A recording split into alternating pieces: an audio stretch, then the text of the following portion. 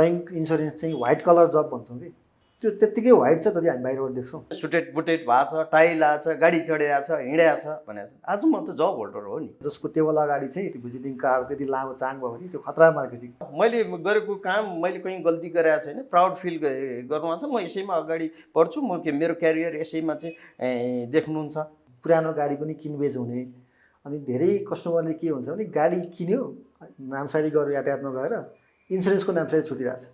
अनि हाम्रो बिमामा चाहिँ मोटर ट्यारिफमा फेरि 35 दिनको हदम्याद छ। त्यसले गर्दाखेरि 35 दिन कटेपछि त्यसको चाहिँ कम्प्रिहेन्सिभ पोलिसी, जसलाई हामी व्यापक बिमा भन्छौँ, त्यो चाहिँ हाम्रो स्थगित हुन्छ अर्को नामसारी नभएसम्म। त्यो बिचमा कुनै दुर्घटना भएर गाडी क्षति भने पाउँदैन। बिमा प्राधिकरणले हामीलाई चाहिँ एउटा गाइडलाइन बनाएर दिन्छ। हामी त्यही गाइडलाइनभित्र बसेर चाहिँ काम गर्ने हो। हाम्रो फ्रेमवर्क भनेको त्यही हो। हामीले बिमा के को गरेका छौँ? गाडीको गरेका छौँ। गाडीको डिटेल्स छ, त्यसमा इन्जिन नम्बर राखेको छ, भ्यालु त्यही गाडीको छ, भात गाडी त त्यही हो। XYZमा जाँदा त के फरक पर्यो त नि? भोलि त्यही गाडी चाहिँ ड्यामेज हुँदाखेरि चाहिँ पाउन पर्छ भन्ने चाहिँ मेरो व्यक्तिगत धारणा भयो। हेर्नु नेगेटिभ्स के छ भन्दाखेरि इन्सुरेन्स चोर हो, इन्सुरेन्स फटा हो, यिनीहरूले चाहिँ पैसा तिर्दैन, खाली लिन्छ मात्र भन्ने देखिन्छ। तपाईँले राम्रो कुरा गर्नु हो, राम्रो सुरुवात गर्नु हो, होइन? तपाईँले एप्रिसिएट गर्ने मान्छेहरू एकदम कम हुन्छ।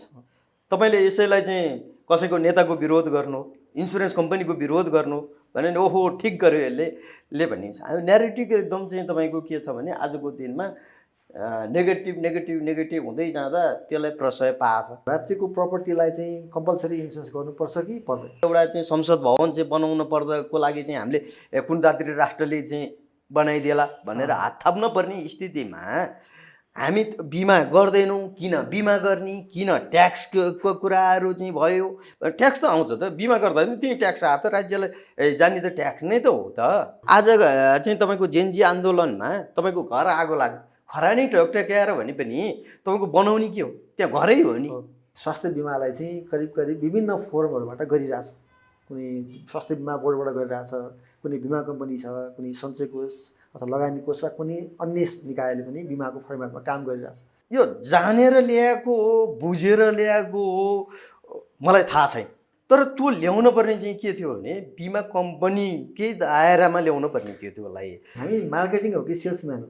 कस्तो मार्केटिङ गरिरहेछौँ मलाई आज पनि कुन वेबाट जानुपर्छ भनेर मै भन्न सक्ने स्थिति छ। +2 गरिसकेपछि चाहिँ मान्छेहरू चाहिँ के छ, तपाईँ कहाँ जबले को लागि चाहिँ आयो, म मार्केटिङ गर्छु सर, म यो छ ऊ छ भनेर चाहिँ आयो भने पनि उसले त तपाईँको चाहिँ पासपोर्ट बनाएर चाहिँ कन्सल्टेन्सी लाइसकेका हुन्छ। हेर्नुहोस्, म चाहिँ भन्छु प्रडक्ट नलेजै हुनुपर्छ। प्रडक्ट नलेज भइसकेपछि उसले क्लाइन्ट कहाँ गएर बुझाउन सक्छ नि। यो नेगेटिभलाई चाहिँ बिमाले दिन्छ भन्ने तथ्यसँग जोड्नलाई चाहिँ नि हाम्रो तर्फबाट बिमा उद्योगले अथवा बिमाको नियमनकारी निकायले बिमाको चाहिँ एउटा प्रतिनिधिको विज्ञको हिसाबले तपाईँको या मेरो चाहिँ के भूमिका हुन्छ? बिमा मान्छेलाई चाहिँ बुझाइ के छ भने फाइदा हुनु पर्यो। यो करियरमा चाहिँ ठ्याक्कै कुनै एउटा यस्तो पोइन्टमा यो गल्ती गरेँ भन्ने थियो, कुनै फिल छ यो पोइन्टमा यो गल्ती नगरेको भए म अर्कै कुनै ठाउँमा पुग्थेँ होला, या यो राम्रो हुन्थ्यो भन्ने कुनै त्यस्तो छ? होइन, जागिरमा मैले आज छातीमा हात राखेर चाहिँ भन्दा कसैको लागि हार्म हुने हिसाबले काम गरे जस्तो मलाई लाग्दैन। मलाई अपर्च्युनिटी आएको थियो, काठमाडौँ बाहिर गएर हेरिदिनु पऱ्यो, तपाईँ जानुहोस् तपाईँलाई प्रमोसन पनि गरिदिन्छु भन्ने अफर आएको थियो। त्यो मैले मिस गर्दाखेरि आज सम्झेर ल्याउँदा त्यो रङ भयो डिसिजन भन्ने छ। त्यो रङ भयो डिसिजन भन्ने मलाई लाग्छ। आज जहाँ छु, जे छु, जुन अवस्थामा छु, त्यो भनेको मेरो प्रोफेसन भनेको चाहिँ बिमा नै हो, होइन? मलाई यसमा लागेर मैले कहीँ गल्ती गरेँ, मैले बाटो बिराएँ भन्ने चाहिँ मलाई आजको दिनमा छैन। र पैसा केही होइन भन्नलाई पनि अलिअलि पैसा कमाउनु पर्छ अरे, नभए मान्छेले पत्याउँदैन भन्ने छ कि अल्टिमेटली त्यो पैसा नकमाइकन चाहिँ कुरा आउँछ आउँदैन दिमाग।